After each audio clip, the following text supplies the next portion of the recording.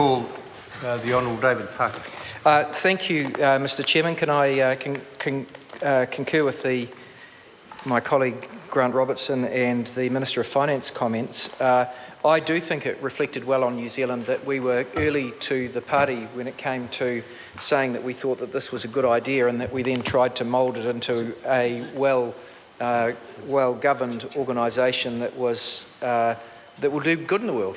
And I know that some of the opposition in other parts of the world was not just against the potential, as the Honourable Bill English has said, the potential misuse of this fund as an instrument of Chinese government policy, which was one of the original concerns. Actually, their concerns were sometimes just the rising influence of China and a desire that China not be able to, exert the influence in the world that it can through this new agreement, and that was an inappropriate reason for opposition to this Asian Infrastructure Investment Bank.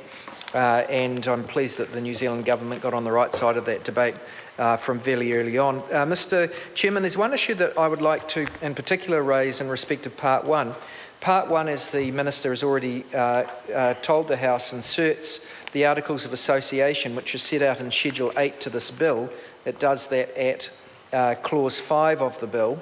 And those Articles of Association include the number of shares that the New Zealand government subscribes for. And everyone that subscribes for a share takes up a capital subscription, or a capital risk, if you like. Some of it has to be paid across, but some of it's just there to be called upon if needed. Every one of those shares carries with it a $1 million capital subscription. So New Zealand's capital subscription, every 10 of those shares, I should say, New Zealand's capital subscription is $461.5 million for 4,615 shares. Now, Mr Chairman, I've done a quick calculation as to what New Zealand's share of the total is, because there are 750,000 shares and 75,000 million shares of 75,000 million of capital being subscribed for. As a consequence, New Zealand's contribution is 0.64% of the capital, roughly, less than 1%.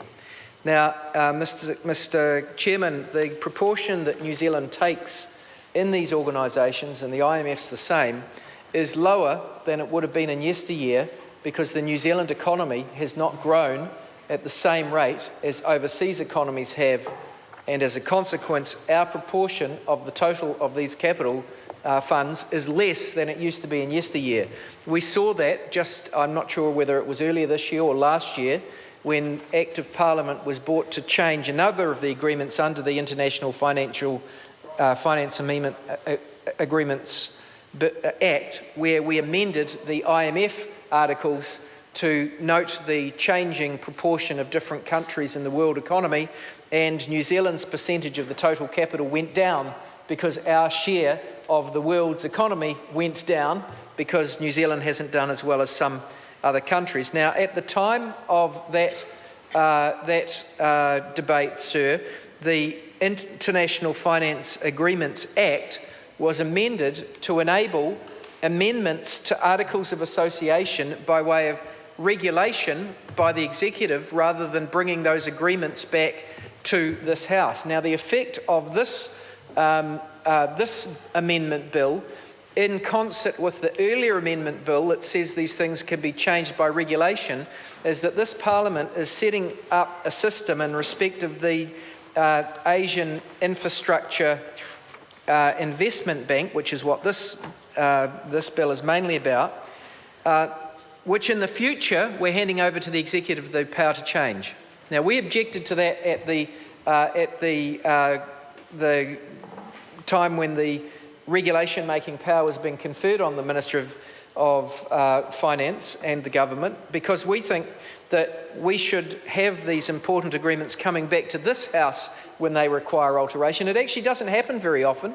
I think the IMF Charter or the articles have only been changed a few times since they came into force many, many decades ago, so it's not an onerous task for the Parliament to keep an oversight of how our participation, or how the rules of those, Mr. Chairman, The Honourable David the Parker. rules of those organisations change. I'm not going to take much longer on that point, sir, other than to note the fact I would like the Minister and the Chair to respond why it is that he thinks that when New Zealand's obligations under these articles change because of a change in the articles where they do have significant monetary effects for New Zealand, why that sort of thing should be able to be done by the executive rather than coming back to this Parliament, because that's what we're doing with this clause. Mr. Chairman.